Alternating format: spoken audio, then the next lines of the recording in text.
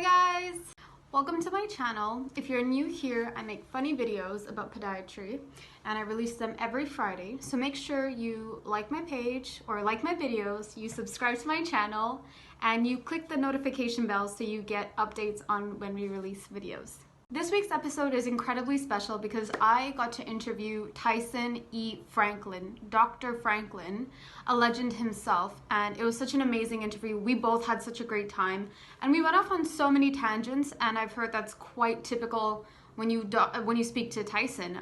You forget that you're having a or you're on a podcast and you're being interviewed. You just have such a great time. I also do serious interviews as well. I forgot to put that in my intro because I'm really bad at selling myself. And if you're living under a rock and you don't know who Tyson is, I definitely suggest that you go check him out. I will link all his social media and any way to contact him and look him up down in the description box below.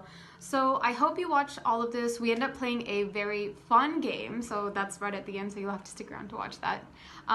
Again, we really appreciate your views, your subscriptions, your likes, your comments. I read everything. It's absolutely amazing and it makes me feel so great. And it doesn't matter how many people it reaches, the fact that we're putting our voices out there, I think that's incredibly great. So continue watching and we hope you enjoy the video. Take care. All right, awesome. Hi Tyson, how are you? I am fine, Hector. Thank you for inviting me on. I don't know what I'm in for, but I'm here anyway. Well, I'm really happy that you decided to join me. So I was listening to your podcasts and I just wanted to say your intro music is phenomenal. Oh, like for the Podiatry Legends. Yeah, for Podiatry Legends, like it just sounds so motivational. It makes me want to like get up and be productive and be just like this awesome, inspirational person. But then I have some like chocolate and decide not to do any of that. Yeah, well, how I came up with that music though was I came up with the logo first. It was Podiatry Legends logo, and when I came up with the logo, I went, "Wait, it looks like a shield." Yeah. And I said, so I want something, I'm thinking legends. So I had a graphic artist that I worked with. Okay. And I told her what I wanted, Podiatry Legends, like, think of shields. So she came up with the idea and then went, okay. And I had this image of all these podiatrists coming over the hill with their shield and their instruments. And I'm thinking, what music would suit all these podiatrists wearing skirts and swords coming over? And then I hunted. So I hunted around looking for the music. I just can't remember exactly what I typed in, but as soon as I heard it, I just went, that is exactly what I was after. Yeah. I mean, it's working out really, really well. Like your Podiatry Legends podcast is really successful. Also your the Dr. T, the second podcast, that's also doing that was my first podcast. It's No Secret with Dr. T was my first podcast. Yeah, so there's 211 episodes there. So what motivated you to start Podiatry Legends if you already had Dr. T going? Oh, okay. So my first book was It's No Secret There's Money in Podiatry. Mm. The book went well. Anyone that's listening to my niching stuff will talk. I talk about how I started that book, but a lot of people, no one would read it unless you're a podiatrist because it had podiatry in the title. So I wrote the second book, It's No Secret There's Money in Small Business. Similar to the first book, but it's actually a better book. Yeah. But the first book sells about 5 to 1 to the second book. But I started the podcast off the back of the second book. So the whole It's No Secret. Okay. So it came up, It's No Secret with Dr. T, and it was supposed to be a small business and marketing podcast. So I've had some amazing people. I've had magicians from Disney World, just musicians from around the world. I've had just business people from the Shark Tank, people that own baseball teams, just an incredible lineup of guests. But in the world of podcasting, if you get over 100 downloads an episode, you're doing well. Yeah. So it was doing 300 to 400 downloads per episode, which was great. Yeah. But it just wasn't connecting with the market that I wanted. Okay. So I thought, if I want to talk to podiatrists, I've got to put podiatry back in the title. So I thought I could just change the name of It's No Secret with Dr. T, or just start a whole new podcast. So I decided to do a new podcast, podiatry host, podiatry guest, talking about podiatry stuff. Mm-hmm. And that's sort of how it came about. And from day dot, it had 2 to 3 times more downloads every episode without fail. Yeah. And It's No Secret Dr. T was slowly just declining and getting less and less episodes. Okay. So, but what's funny is now the Podiatry Legends podcast, because people have heard about It's No Secret Dr. T, more people are going over there listening to that as well. And also the numbers on It's No Secret Dr. T have started to go up. And I've had people contact me going, that's a really, really good podcast. I'm going, no shit, Sherlock. I know. I do. I look at the list of guests I had on there, and I've had, mentalists and people that, read facial expressions who have, been in the Navy for 20 years doing ex-CIA, and it's just an incredible list. And it's because, I don't know if you've seen the magazine, Entrepreneur magazine. I don't know if you've read it at all. No. It's like one of the most popular magazines in the world. Anyway, I met the editor through somebody else, and I had him on the show. So it's through that I made so many connections and made so many friends. But prior to it, you see on my wall here, it's got the 365-hour mental and physical challenge. Yeah. That's how my podcast came about in the first place. Was when back in 2016, I sold my business. I just turned 50, and I went, yeah, I need to start exercising. I'm gonna die. So I decided every day I'm gonna walk for an hour and listen to a podcast.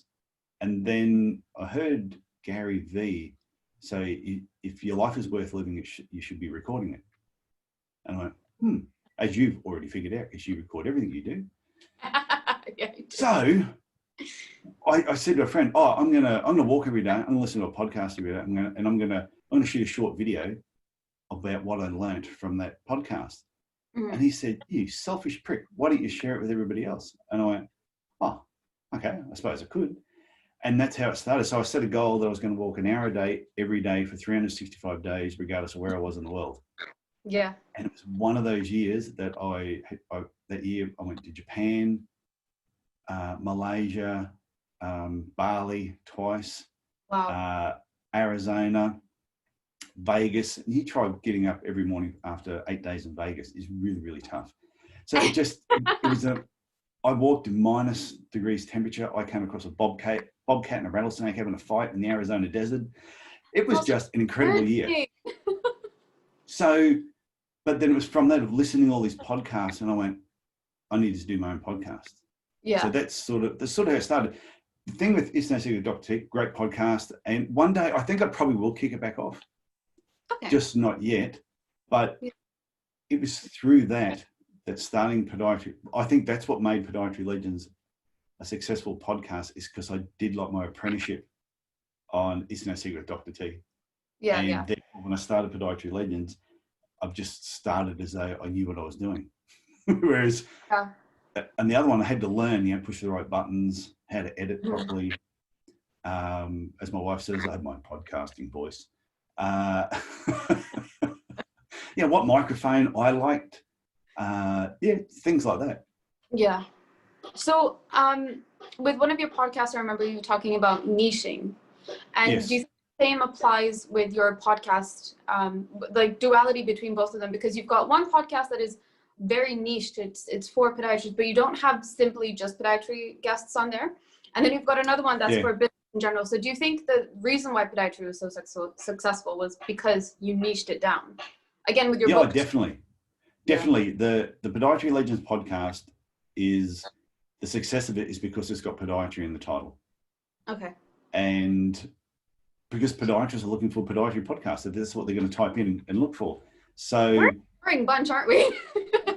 So but it's just people will search things that they're interested in. So look, you could have two podiatry clinics, one that has this big sign that has all the different things they do, everything from clipping toenails to heel pain to hemorrhoids, whatever it is that they want to do. And you've got another clinic that just says heel pain. Now, if I've got heel pain and I'm searching for them, and this is one that's rattling off all this stuff and he's really noisy over here, we've got this one guy that says heel pain. Yeah. That's where I'm going. So, and even though like nearly 90% of the guests are podiatrists, but once a month I have a legend who's not a podiatrist. And these are just people I know that they've all been on It's No Secret Dr. T. Mm-hmm. So they're all previous guests on there that I've brought across. Okay. So essentially, like, you know who you're talking to. It's kind of like talking to a friend again. Oh yeah, and most of them I've been on as a guest myself over 80 or 90 podcasts I've been a Yeah. guest on, purely because I'd been on their shows and then they'd heard me on something else and then they came on my show. So it's just a great way of networking with people. Yeah. That's amazing. And it's So fun. it is a lot of fun. Like, do you find it's hard to be like have a serious podcast when you're having fun, or do you think it's important to have fun? You can also get your message across too. I think it's important to just be yourself. Okay. Like, I'll guarantee if the head of the podiatry department at QUT, Alan Crawford, if he heard me talking on here now, would say, oh my God, after 30 something years, he still has not changed. So I've always been the same. And sometimes it's open doors and other times it's closed a lot of doors. And yeah, sometimes where I should have just bit my tongue and said nothing, I have said what I think and I probably shouldn't have. But on the podcast, it's my show. I can do whatever I want. I don't swear. You'll never hear me swearing on the podcast. I might say dickhead or something like that, but that's not really swearing. Not in Australia, it's not. That's true. But I have had two guests who have sworn. Yeah. One was an American guest and one was an Irish guest. But the Irishman, you've got to expect that. But I like having fun. And I'm going to post it tomorrow. I got another review from a podiatrist in India. And he just said that he came across my podcast and he said, it is the best podiatry podcast out there. He says, it's really, he goes, it's fun to listen to. Yeah. Now, and that's what I want it to be. Yeah. Is that the best compliment you've received about your podcast, or what's the highlight that's been? It's been heaps. Like having people like, say, Howard Dannenberg come on. Okay. And then after he's been on, and even on the other podcast, but I remember Howard when he finished and he just said, that was so much fun. He said, you were so much fun to talk to. He says, normally I get on and we're really like boxed in, just think about the technical side of things because of what he does. He said, but you kept just saying things that made me sort of smile. Yeah. And then afterwards, him contacting me and saying, can I come on again?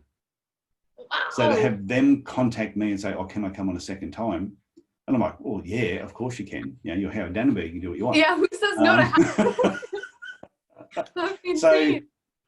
So things like that. But it's just every week or so you'll get a review that just tells you that they're enjoying the podcast, or you'll previously been at a conference and someone said, oh, I listened to that show, I really, really enjoy it. But I had on It's No Secret Dr. T, I had this guy on Chase Hughes who reads people's body languages and facial expressions, and he did this for the Navy for over 20 years in the United States, and now he's retired, got a few books, travels the world. He did until COVID.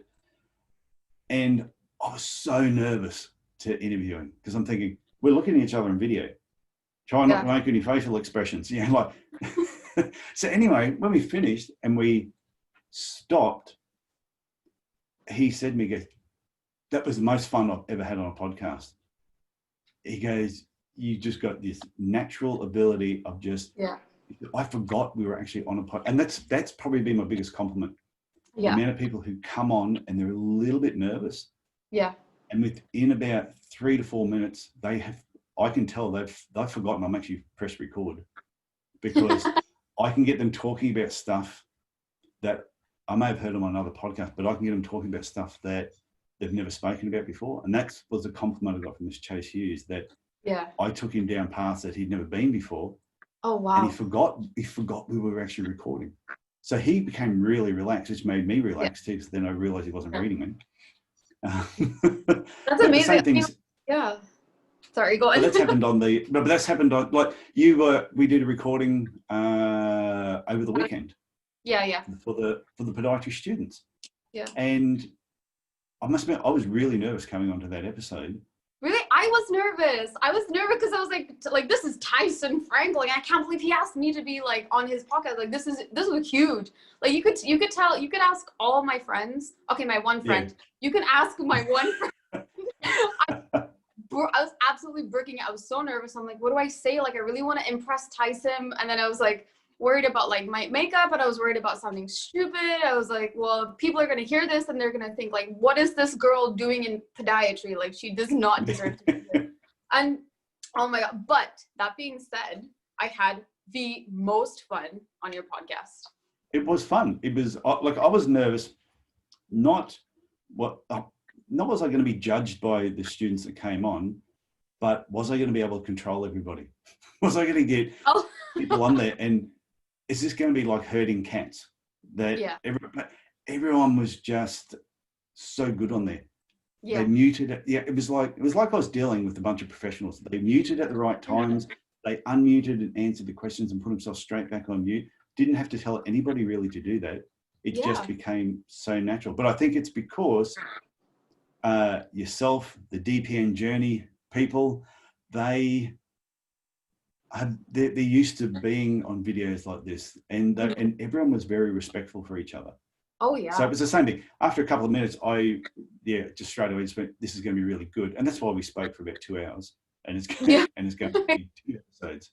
It was totally worth it though. It was totally worth it. And even like DPM Germany, I'm still talking to them now after meeting them on the podcast, and kind of like that was our link. But I had been following them on Instagram for a while, and honestly, like their stuff is so amazing, and they give you information in digestible bite-size format, so you're getting the correct information, but it's not a sensory overload.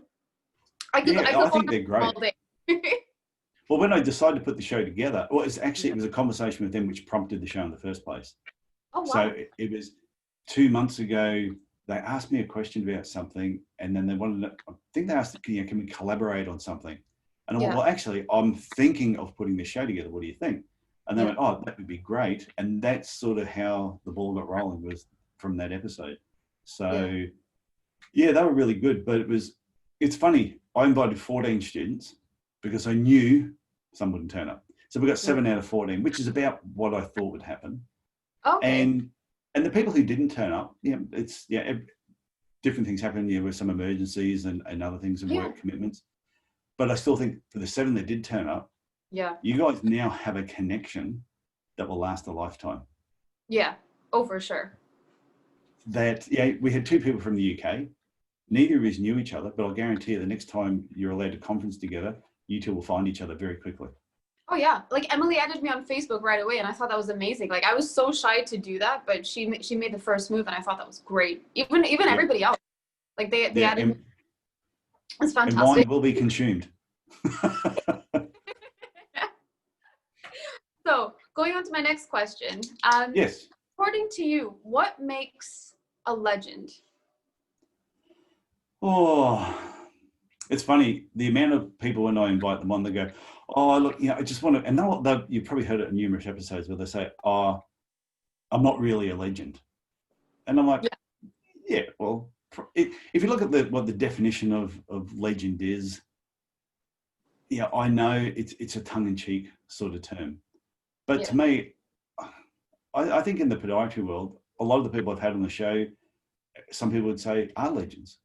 People, to me, they've got a reputation, whether it's good or bad, but people know who they are. And I said this on the podiatry episode with yourself and some of the others, because you're on social media now and you're out there and you're doing the video like with me now, and you're in your 2nd year of podiatry. The height of you to be doing this, to be putting yourself out there, talking about podiatrists that have been around for 30 years. What are you thinking? Because, but by you doing that, you're making all these connections. And Amy McLean, who's been on the podcast, I think said it best when it was just about finding your gang. And Trevor Pryor said exactly the same thing about finding a group of people that you relate to. And I think you will be a legend in the profession. People will know who you are. Whether and they don't have to like you. Like, there are a lot of people in podiatry that heaps of people know me. There's a ton of people that don't like me. Yeah.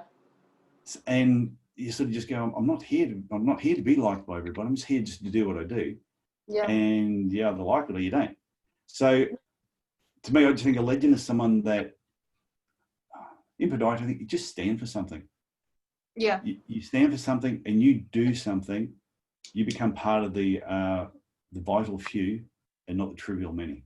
Because in podiatry, and I wrote this in my book, there's a lot of podiatrists that will come in, will graduate, go into the profession, they'll have the business. 35 years later, they'll retire and they'll leave. Yeah. And everyone will just go, and all it'll just be like, who was that? Yeah, no one will even know who that. They made no noise. They didn't leave a footprint. Yeah. They'll die one day and no one will even know about it. Yeah. It'll just the way that it is. And I think other people, they come in and they want to make a change. They want to do something that either changes the profession, gets people thinking differently. I've always wanted to have fun. So anything I was ever going to do in podiatry always had to be sort of fun related. But I actually took podiatry serious. Okay. And my goal was I was always going to have the best podiatry clinic. Okay.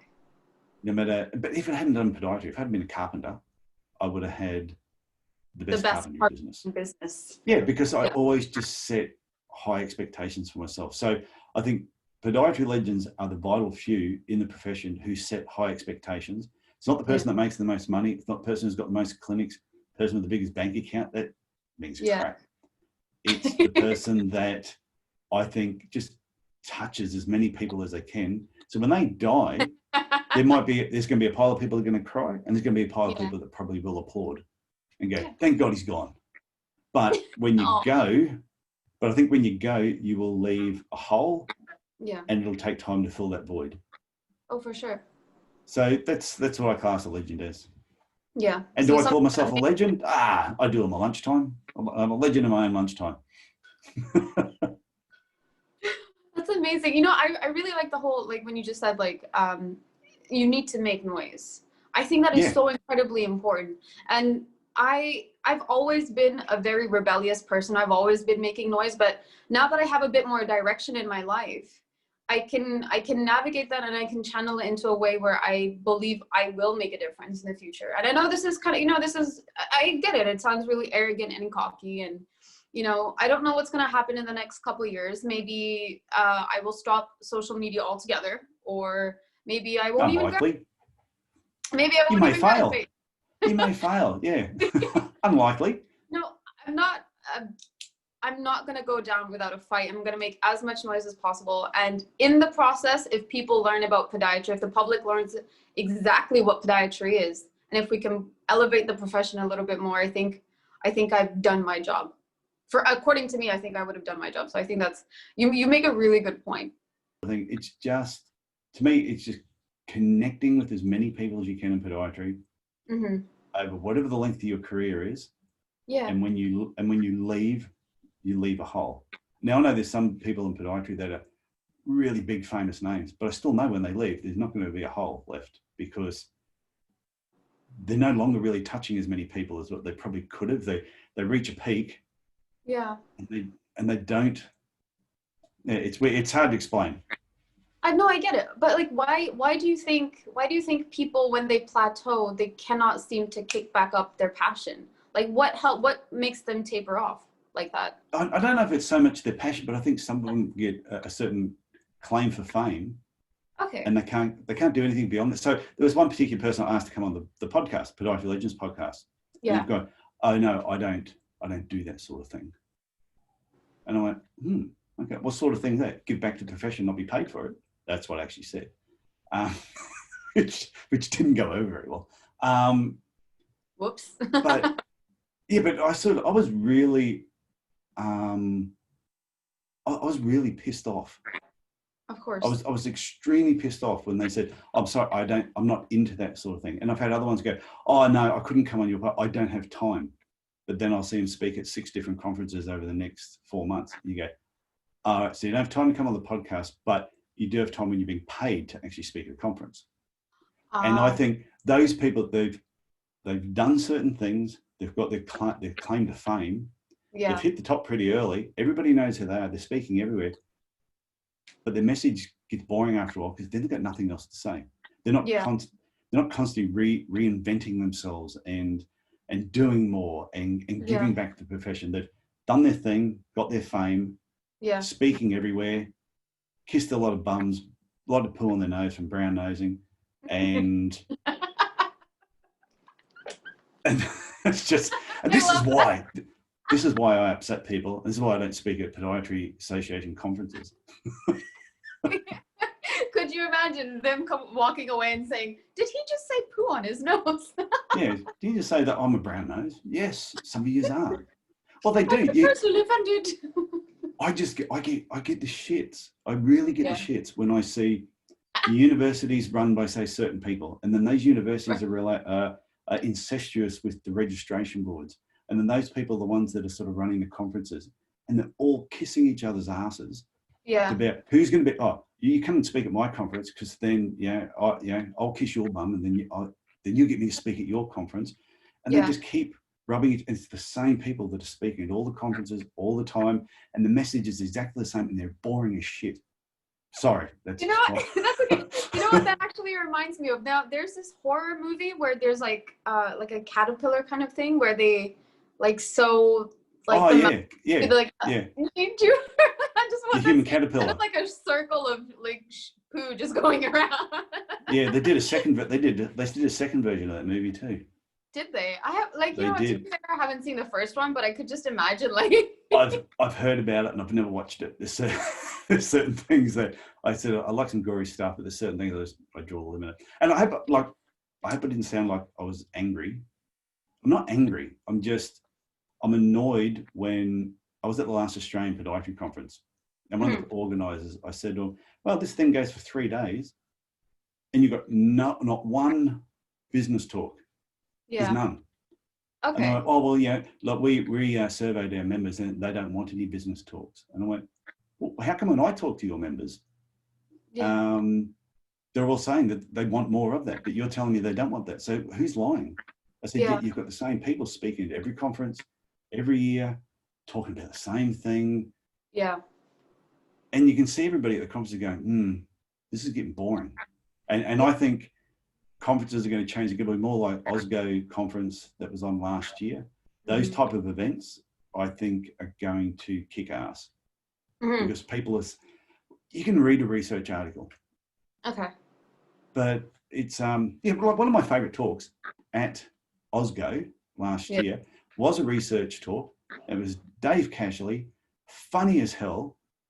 And what I love, he got up there, did his talk, but he wasn't talking like, "Look, I'm a god and look at what I've discovered." He's going, "Look what I've discovered." And and thanks for listening. It was so natural. Yeah. And he was so likable. But it was also a very short, fast format that Osgo did. And nearly everyone that spoke at the event, whether they were talking about research stuff or not, everyone that spoke was great because they balanced it with a bit of business and a bit of mindset and then technical stuff as well. So that's actually it's kind of wow. English is apparently really hard for me. But I was thinking about this question all night and I didn't write it down. I wanted to ask you, do you think we, like in our podiatry curriculum, we should have a business module that we should study like as a mandatory? Because I know a lot of people graduate podiatry, they just want to do like the basic routine care and that's going to be their bread and butter and they're happy with that. So as people like that may not get the full value for that module and kind of like may grumble against it. But do you think that should be a part of our curriculum? Well, this is part of what I was saying before about the universities, the associations, the registration boards, how they're all kissing each other's bums on brown nosing. Is when I wrote my first book, 2014, I wrote to every university and said, "I will come and talk to your final year students. Yeah. I'll pay my own airfares, my own accommodation. You do not need to pay me to be there. I just want to get in front of them and talk to them for an hour or so just about what podiatry is like when you get out. If you want to set up a business, sort of things that you're going to be looking for. Here, grab a copy of my book, read it." Not one, I did it 2 years in a row, 2 or 3 years in a row. And not one of them got back to me. Not one. I've actually got a few students that will snap at this opportunity because when my classmates, like they're such motivated people. There's one lady I was talking to, and she was thinking about having her own business and stuff. Like from year one, she was already like mulling this over. Yeah. So do you have any advice and tips for her, or can I just direct her to your channel? I'm going to do that anyways. But Just like, to me, anyone that's in podiatry now, who every student should be listening to the Podiatry Legends podcast. Yeah. And just go back to episode 1 and just plow through all the guests. The guests have just been amazing. And the information that they share, I'm yet to have a guest that I've left going, well, got nothing out of that. Every single guest has shared some. Some have been better than others. Yeah. And like someone might listen to, say, Simon Bartold and go, oh, that was just brilliant. And somebody else might listen and go, yeah, didn't do anything for me. But then they'll listen to, say, David Armstrong and go, oh, that was just amazing. Yeah. And then somebody else will go, no, I'm not really into, they might skip that altogether because they go, I'm not into wounds and that type of thing. So I think that's what, like, the guest, it caters for everybody. But I think anyone's a student now, listen to the podcast. And as you're getting towards the end of your final year, if you're thinking of having your own business, is read my book. Just read one of them. The next one will be out by the end of this year. That's the plan. That's the plan. I can't wait to get your book and the shirt. I'm really looking forward to it. You'll be getting a shirt and a book headed your way. So, so when you were talking about the business module, I wrote to all the universities. None of them got back to me. Eventually spoke for one, Southern Cross Uni, because I happened to bump into the head of the podiatry department, and we got on really well over a couple of drinks. But I didn't know that university existed. But the rest of them, even New Zealand, they just didn't want to know anything about it. And what I found, it was different people at the different universities who were running. I went, oh, I know that person, I won't get in there. Oh, I know that person, I won't get in there. Oh, that person's also on the registration book, but I've got no chance there. But I think as the years have gone on, as I've done more, as I've done the podcast, the second book, when the third book comes out, I've started to speak at some of the smaller conferences, doing my own workshops. I think I think the profession is slowly changing. Yeah. That they are understanding that we need to get better at business. Oh, yeah. And the better we get at business, the better we get at marketing and running a business, the more we can market the profession. Yeah. If we all stay bad at business, then if we can't market our businesses, then how are we supposed to market the profession? And you've got the associations who are driving all the marketing of the profession in the shithouse. Oh, let's do what's Foot Health Month this year? Oh, let's do something we've done 4 times before that was boring as hell. So they, but what happens is a lot of people on the association, they're running things. Yeah. Most of them don't have great businesses. So they're not great at running a business. Don't say they have a bad business, but they're not great at running a good business. Yeah. And then they all put their minds together and they come up with these amazing marketing plans on how they're going to market the profession. Yeah. But if they had more marketing talks come out, and I'm not saying just from me, just bring in other people if you want. Yeah. And just get people more educated in promoting themselves in the business, and therefore the profession will get promoted with it. And the thing is, I can say whatever I want about the associations because none of them will be listening to this anyway. Yeah, that's true. Yeah, they wouldn't. They'd be going, oh, why would we listen to that? We're too stupid. I think that's more towards me than it is towards you, to be fair. But I have had, like, I've got Cam Waring from Perth, who's the head of the podiatry department over there. He is super cool. Yeah. And he is coming on the podcast in, I think it's 2 weeks' time. I'm going to release that episode. Cam Wareham, I think it's going to come out next week. And he's the head of the podiatry department over there. And I met him at the podiatry conference last year in Adelaide. Yeah. Just a super nice guy, really open, cares about the university, cares about podiatry. He's a Kiwi, but we won't hold that against him. We had a discussion over the Lamington and Pavlova, and he'll get the joke if he's watching this. Because the Kiwis try to steal the Pavlova, but he tried to steal the Lamington, and I said, I will not have any of that. I didn't understand a word you just said. I'm just laughing along. I hope that made you feel better. So what it is, there's a thing called pavlova. I don't know if you've had a pavlova before, but it's a really awesome dessert. Okay. So anyway, it's like a classic Australian dessert. And there's Okay. always been this argument over who made it first, the Kiwis or the Australians. Big Oh, argument. You go to Wikipedia, look up pavlova, and there's this bit of rivalry. So it is a bit of fun. awesome. Australians and New Zealanders are, I don't know if you've been in New Zealand, beautiful country. It is awesome. Yeah. But we've always had this rivalry, anything to do with sport, whether it's rugby, it could be cricket, it could be table tennis. It wouldn't matter what it is, we're a bit of rivals. Love it. So the other dessert, the other cake thing is called a lamington. Okay. And it's the first time I've heard a Kiwi try to steal the lamington, saying that it was theirs. And I just put my foot down on that one. So That's anyone awesome. overseas listening to this would be going, I knew that you shouldn't have tuned into this. But you've learned something about lamington and pavlova, if nothing else. Oh my God, this is amazing. So before we move on to our Yes. game portion of the interview, do you have any top tips for podiatry students or even podiatrists that could be listening to this? I hope they do. Oh, okay. Podiatry students, if you're in your first year of podiatry, this is my number one tip. Study your ass off in the first year. Get the best marks you can. Kiss as many bums as you can with your lecturers. Brown nose, do whatever you need to do to be noticed and to be seen that you're working hard. Get super awesome marks and you can freaking cruise the rest of the course.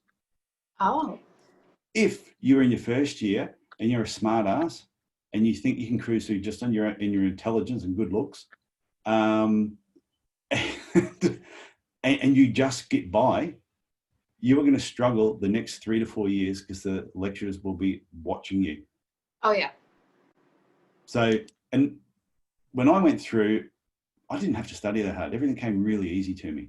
So, and I remember in my final year, I got failed, I had to go back a year. Okay. And I remember the head of the podiatry department saying to me, Tyson, how often do you go to the library? I went, so that's a big building with books in it, isn't it? And he Yeah. said, yeah. I said, I've never been in there. he goes, okay, so how many podiatry books do you own? And I went, on last count, none. And he goes, how the hell have you gotten through this? How have you passed everything? I said, I don't know, maybe you're a really good lecturer.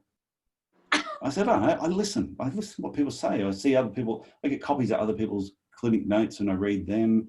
When you're explaining something, I said, I only need you to show me something once and I memorize how to do it. I don't need to see it a second time. I just know what to do. I said, yeah. So anyway, failed me for being a smart ass. So I went back and did next year.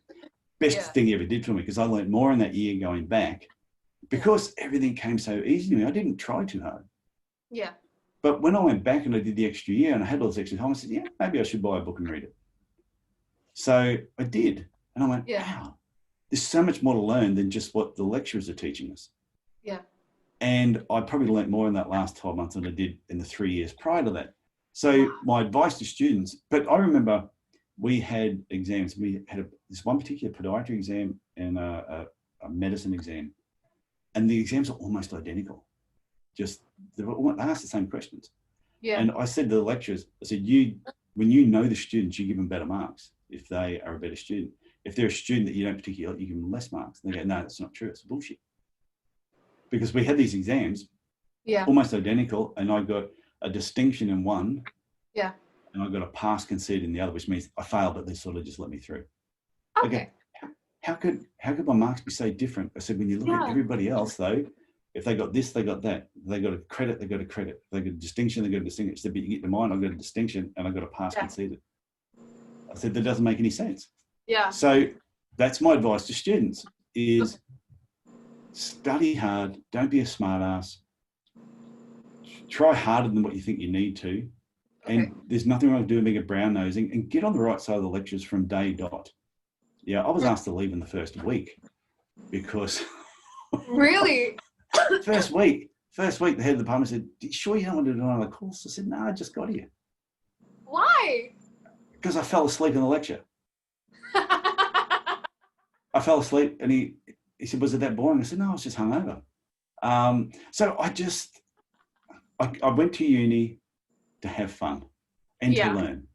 Yeah. But by the time I finished uni, I grew up a lot in that last year, Yeah. and I realized my advice to every student is get in there, blast your ass at first year, and show them that you're serious about being there. Show them you are intelligent.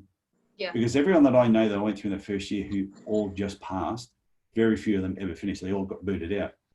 And even though all my marks were just passed, I knew I just passed because I only just did enough work. But I knew I would never fail, even though I did fail eventually. But long story. But I was never going to get kicked out of the course. I knew I went back and I killed it the following year. Yeah. But there were some students who just didn't try hard at the beginning, and they were never going to, and they ended up leaving. So yeah, just that first year is so important. And I think it's also really important to just get really good grounding in what podiatry is. Yeah. Yeah, this is a profession you're probably going to do for the next 20 or 30 years. Yeah. So bloody take it serious. Whereas to me, I did it because I did podiatry just because I did it. It wasn't something I was going, oh, I really want to be a podiatrist. But as the decades went on, I started to enjoy it more. But it took me 10 years to like podiatry. Really? Yeah. I didn't like it. Why didn't you like it? Oh, I don't know, just didn't enjoy it. I just wasn't overly stimulated with it. Not quite sure. I didn't love it. Okay. And at the end of and so I thought when I graduated, I'll do this for 10 years and I'll leave. Okay. And the 10 years went really fast. Really? And all of a sudden I'll go, oh shit, I'm still here. For the last 10 years that I worked, I absolutely loved it. It was, and I think I spoke about this when we did the student thing, that I think I went into podiatry with all the wrong intentions. I went in to make money. Yeah. And after 10 years, I wasn't making any. Yeah. When my focus changed to look after the patients, and I did that, then the money started coming in. Yeah. And when I combined the two of looking after patients and you can also make money, then the last 10 years was even better. So it's just, and I think everybody matures at different times. I was just like, I'm 54 now and I'm still just a big kid. So you can imagine what I was like when I was 24. Yeah. I'm like, I agree. Like, I still feel like I'm 28. And I think people in society just set a standard for you of like how you're supposed to be and what maturity level you're supposed to be according to your age. And I still feel like a big child sometimes, just because I'm having a lot of fun in a lot of things that I do, and I have a general positive outlook on life, and that keeps me very young. Well, not young looking, obviously, at some point, but it keeps me. I had no idea how old you were. So it's really I have a question. So did you have, because reading your bio, you went back to university to study a business degree. Yes. So did you have more fun studying business than you did studying podiatry? No, I hated it. Really? I only did the first semester and I quit. You're joking. Because I kept arguing with the lecturers. What? Over what? What were you arguing? Just dumb. Just what it was. I finally got through podiatry. Yeah. Banged heads with my lecturers in podiatry a lot of the times. But by the time I finished, like Alan Crawford, who was the head of the podiatry department, I had so much respect for the guy for not booting me out. So, but it was just everything he said to me that I was doing wrong. You know, when eventually you know your parents are right over a lot of the advice they give you, but you hate admitting it. A lot of the advice he gave me going through, he was right. So I finally got out of uni. All of a sudden I went, I want to go and get a business degree. So I go to Griffith Uni on the Gold Coast. Yeah. I started there, did the first semester, went great, passed everything. It was easy. It just came really simple. Then we did this law subject. And all of a sudden the law lecturer was a complete, utter knob. Just like all of a sudden he was like just ridiculing people in class. Because we're all doing this like after hours. A lot of the people were slightly younger than me. And he was just being really rude and obnoxious to people. And I just put my hand up and he said, yeah, what? And I said, are you always like this? And he said, what do you mean? I said, like, everyone's here out of choice. Yeah. I said, but we're all doing this at night time after hours. Mm. I said, and you're coming in and you're hanging shit on people. I said, Yeah. and someone that wears purple socks and sandals does not have the right to hang shit on anybody. Oh my And God. everyone has cracked up laughing. And that was pretty much the end of me. Oh, that's hilarious. I love that. Yeah. I love that. And I just, give us the game. Let's see what we're up All to. right. Okay. So the first question, what secret conspiracy would you like to start? Oh. That Trump is a female. Oh, I like that one. Can we get that ball going? I think Trump could be female. Right. Yeah. I love that. Okay. I don't know why, but I think it's sway and uses his lips like that. Like he puts on a lot of, I think he actually could be a cross-dresser when there's nobody else around. Trump is a cross-dresser because he's too much with his hands like this all the time. I'm talking like that. So there you go. There's my answer. I love that. Okay. What's the most ridiculous fact you know? Oh, most ridiculous fact I know. Oh, that farts are called gaseous nebulous, which is a small explosion between your legs. That's the definition of a fart. You didn't know that, obviously. Repeat that for me? Oh, so a fart is also called a gaseous nebulous, and it's a small explosion between your legs.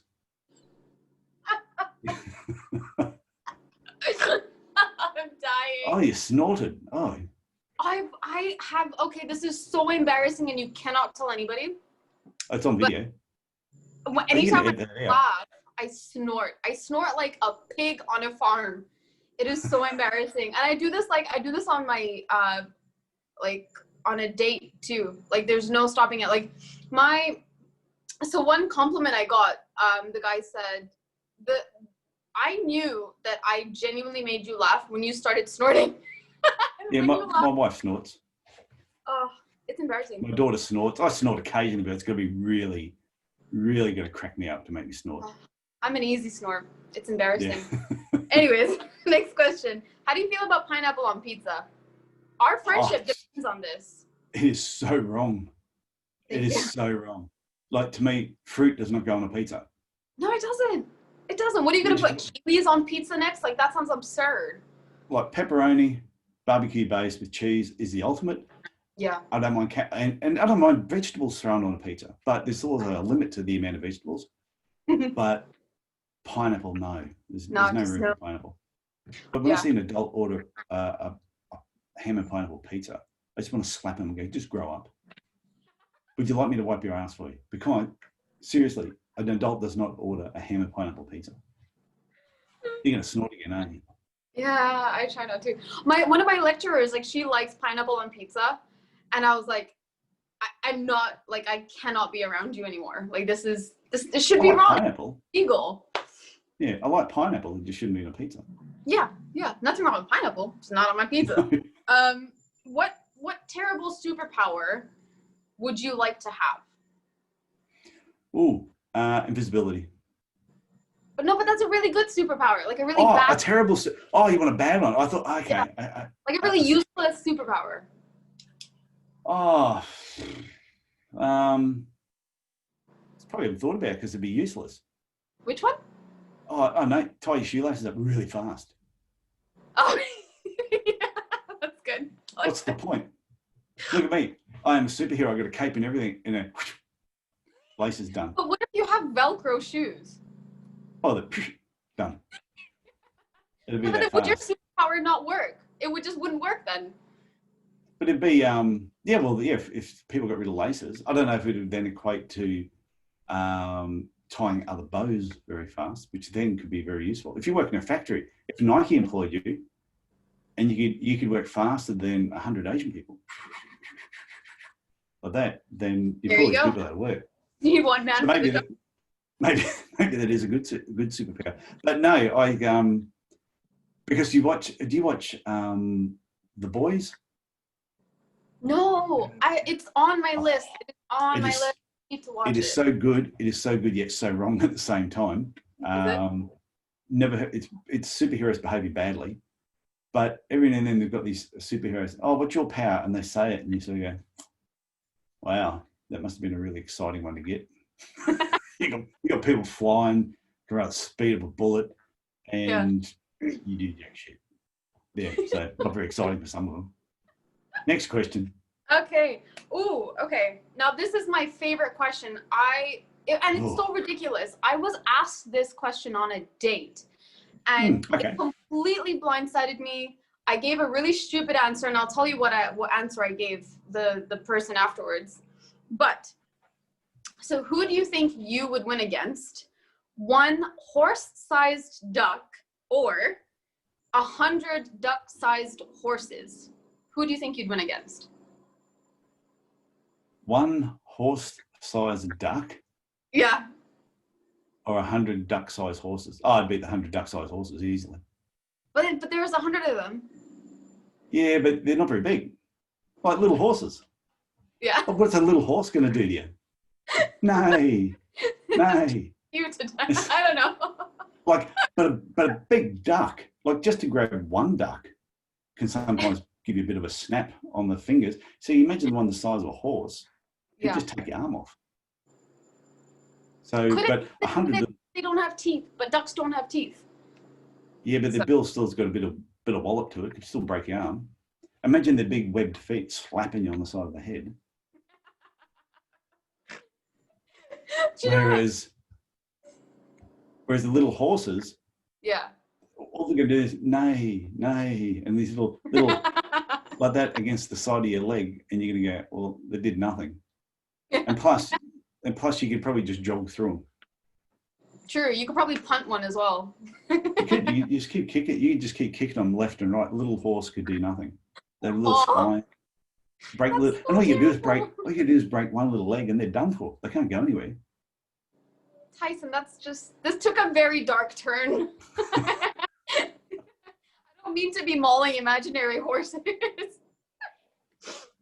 But so the answer I ended up giving my date, because I was so thrown off by this question, like immediately, have you seen Sparta? No, have you seen 300? Yes. So you know that scene where... I seen 300, but the Spartans are our theme. I don't know if I've seen 300. Oh no. Duh. You know what? I'm attractive. Like nobody said I had to be smart. So just let me live. But there's this one scene where Leonidas, he like corners this wolf into this like narrow passageway and then attacks him. And then he wins. He wins against the wolf. So I immediately, I started telling my date, like my like Spartan like strategy of how I would like lead the 100, duck-sized horses down this like narrow passageway, and then I'd kill them one by one. And I was just like, oh my God, I can't believe I said that. So and that day work out. He was very polite. Dumb question. What a dumb question to ask. If my daughter came home and said, oh, the guy that I went out with tonight asked me this question, I'd go, what an idiot. I go, what sort of question is that? Or I'd say to him, if he came over, I'd be saying, hey, that's a good question for you. Are you going to try and have sex with my daughter tonight? Because there is no right answer. If he said, oh no, I go, she's not good enough for you. What are you, gay? And if he said, well, maybe. I said, don't say that to the father. What are you talking about, you idiot? So it's a no-win. It's a no-win. Yeah. Anyways, that's the end of this game. That was the last question. I had a lot of fun talking to you today. I don't know how you feel. It was good. Nice and easy. I think I went off at the associations a little bit. I was just a little. But they annoy me. They always have. Yeah. Especially the Queensland Podiatry Association is the worst one. I've been on the association twice myself. Really? And yeah, I've been on the council twice. Yeah. And both times just drove me nuts. You got on there and they went, we've got a complaint from dickhead here about this podiatrist, and you read it and you go, are we even going to consider this? This is just Yeah. Not even worth it. Oh yeah, but it's got to go through the channels. Yeah, we'll adjourn it until next month. Okay, let's just make a decision on it now. Yeah. It's a stupid accusation. You can't back it up. So why are you going to make this person? Why even write to them and make them waste their time? And I went, oh, that's right, because that's what you idiots do. You just waste so much time shuffling paper, and I'm just It's too bureaucratic. I get it. Yeah, but I know on the other side of things, even though I bang the associations a lot, if it wasn't for the association, we also wouldn't. The profession probably wouldn't be where it is with the whole political, things that they've asked for, and the rights that we have now with X-rays and pharmaceuticals, all that type of thing has come about by all the lobbying that the associations have done. So I think they're great for certain things, but they can't run a conference to save their life. I'm not used to one anyway. So they should concentrate on lobbying, and they should hand conferencing over to humans that know how to have fun and enjoy themselves. Yeah, no, I agree. And can talk to other people and ask them what do they really want at a conference. And I do believe people, but they should have different. They should have.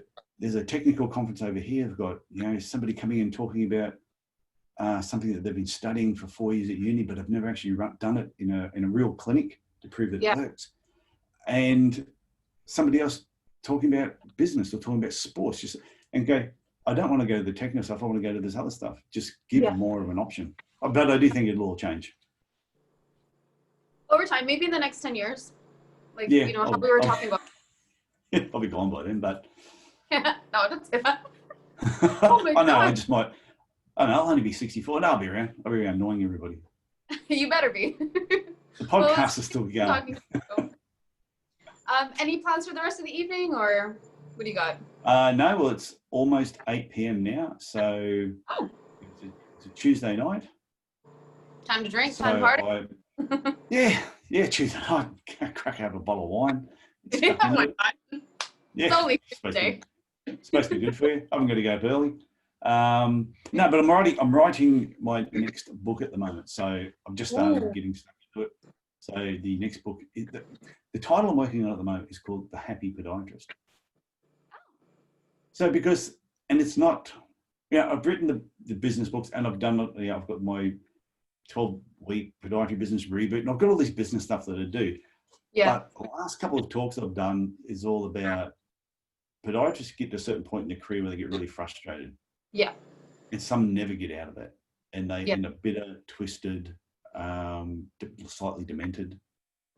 But then they see other people that have these thriving podiatry businesses, and they don't realize you've got to find your happy spot. You've got to find your happy zone. So I just feel a book needs to be written to show people how to get from being frustrated to thriving, how to find the happy part. And so it's be like a positive podiatry book. So it's not so much going, hey, do this. It's more about just getting them thinking. Yeah. And I think students coming out need to realize you will get frustrated. I don't care how good you are. Oh, yeah. At some point, you will get frustrated. For sure. Could be the first year, could be the 10th year, but eventually you've got to move through that, or you'll become bitter and twisted. Yeah. No, I fully agree with that. And I really look forward to reading that, because I feel like so many people are going to benefit from that. I guarantee everybody, even if they're not a podiatrist, they will benefit from reading that book. And the thing is, I could call it How to Become a Happy Health Practitioner. But I know if I put podiatry in the title, it'll sell more, because podiatrists will read it. And if I just put health practitioner, it's slightly making it beige. So what happened is when I started doing business coaching and started doing lecturing and talks, I kept saying, oh, I'm more than just a podiatrist. Yeah. And because I was and there's a lot of coaches around at the moment who, I coach physios and I coach dentists and I coach this, and I'm going, but you only speak one language. Yeah. So whenever I see a physio running coaching podiatrist, I go, I laugh, because I'm thinking, podiatrist, why are you getting coached by a physio? How many orthotics have they made by hand from a plaster cast or gone through that process? Yeah. They're giving you theory. on what they think how you should do your orthotic side of business, but that's not what they do. No. So they can help them with certain aspects, but there's other parts of it. So I only want to speak podiatry. When I write the book, I just want to be speaking it in one language. I don't want to be making things beige just to suit somebody else if they read it. They can do the translation themselves. Oh, for sure. For sure. Well, that's fantastic. So we're talking too long, yeah? No, that's okay. I was just going to say, I really appreciate you taking the time to talk to me. I've had such a great time, and you've been really insightful, and the advice you've given is amazing. And I hope whoever watches this, they get a lot of insight, and they just learn a lot from this interview. Thank you so much. Enjoy the rest of your night. It's been fun. Okay, thank you. Bye. Bye.